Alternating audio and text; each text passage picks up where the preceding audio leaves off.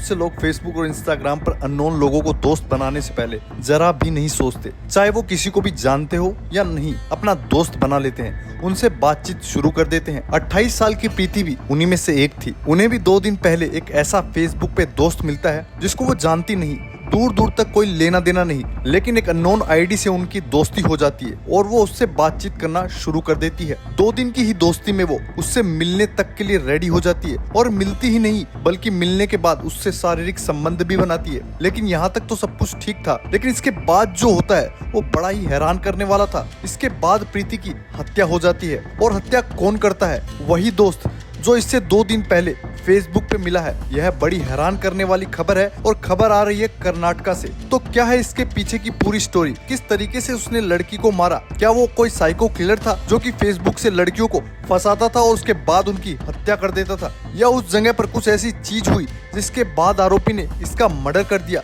तो क्या है पूरी कहानी, इस वीडियो में आगे जानेंगे। लास्ट तक वीडियो जरूर देखिए। नमस्कार, मेरा नाम है रणजीत और आप देख रहे हैं नोनू मीडिया। कर्नाटका का हसन इलाका, उसमें एक 28 साल की औरत रहती है जिसका नाम है प्रीति और इसके 2 बच्चे भी हैं। ये पास के गोदाम में काम भी करती थी, इसके पति भी जॉब करते हैं। तो परिवार में सब कुछ सही था, सब कुछ बढ़िया शानदार चल रहा था। प्रीति को आदत थी कि वो टाइम पास करती रहती थी। जब उसका टाइम पास नहीं होता था तो वो फेसबुक और इंस्टाग्राम सबसे ज्यादा यूज करती थी और अननोन लोगों से बात करती थी और थोड़ा बहुत लोगों के बारे में जानना उसे बहुत अच्छा लगता था। इसी बीच कुछ दिन पहले यानी 4 दिन पहले उससे एक लड़के की रिक्वेस्ट आती है जिसका नाम है पुनीत और वो उस रिक्वेस्ट को एक्सेप्ट कर लेती है और धीरे धीरे हाय हेलो शुरू हो जाती है और एक ही दिन में इतनी ज्यादा कन्वर्सेशन हो जाती है कि वो प्रीति से प्रीति का नंबर मांग लेता है। पुनीत प्रीति को अपना नंबर दे देती है और वो चैट भी कर रहे हैं, फोन पे बात भी कर रहे हैं। इसी बीच उनकी बातें इतनी आगे बढ़ जाती है कि प्रीति उसे देर रात तक बातें करती है, जो कि बिल्कुल गलत था। एक दिन पुनीत ने कहा चलो हम मिलते हैं, मैं आता हूँ तुम्हें लेने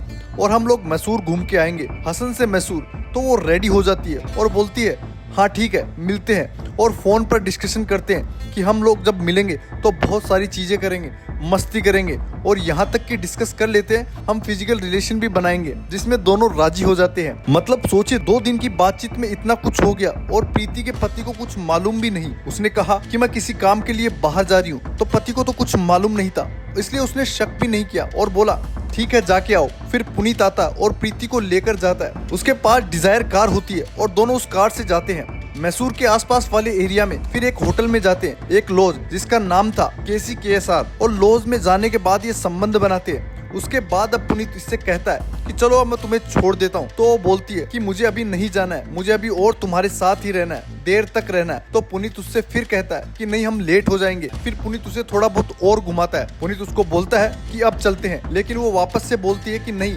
मुझे जाने का मन नहीं है, और वो उसका मजाक उड़ाती है किसी चीज को लेकर मतलब उसके पर्सनल किसी चीज पर कमेंट करती है, जो बात पुनीत को हजम नहीं होती। पुनीत गुस्से में उसे 2 थप्पड़ मार देता है और बहुत सारी बुरी भली चीज भी कहता है और बहुत सारी गालियां भी देता है, जिसके बाद वो कुछ भी नहीं सोचता और पास में एक पत्थर रखा होता है और वो उसके सर पे दे मारता है और जगह पर ही उसकी मौत हो जाती है। अब पुनीत सोचता है अरे यार ये तो मर गई, तो अब इसका क्या करूं? पुनीत उसको अपनी गाड़ी में डालता है और अपने पैतृक गाँव ले जाता है। वहाँ से 30-35 किलोमीटर दूर वहाँ जाकर अपने खेत में इसे फेंक देता है। डेड बॉडी को फेंक कर पुनीत यहाँ से भाग जाता है। अब एक दिन बाद जब यह घर लौटकर नहीं आती तो प्रीति के पति को चिंता होती है। पति फटाफट पुलिस को फोन करते हैं और बोलते हैं मेरी बेटी और मेरी बीवी गायब है, उसका कुछ अता पता नहीं चल रहा। पुलिस उसको ढूंढना शुरू करती है तो पुलिस उसके नंबर पर कॉल करती है और लास्ट लोकेशन देखती है। तो पुलिस जब उसके नंबर पे फोन करती है तो फोन पुनीत उठा लेता है और बोलता है कि हाँ आपकी बीवी आई तो थी, मेरे कार को रेंट पे देने का काम है, तो मैंने रेंट पे उसे कार दी थी। उसके बाद वो बस में चली गई और मोबाइल मेरी गाड़ी में ही छोड़ गई, इसलिए मोबाइल मेरे पास है। क्योंकि पुलिस को शक था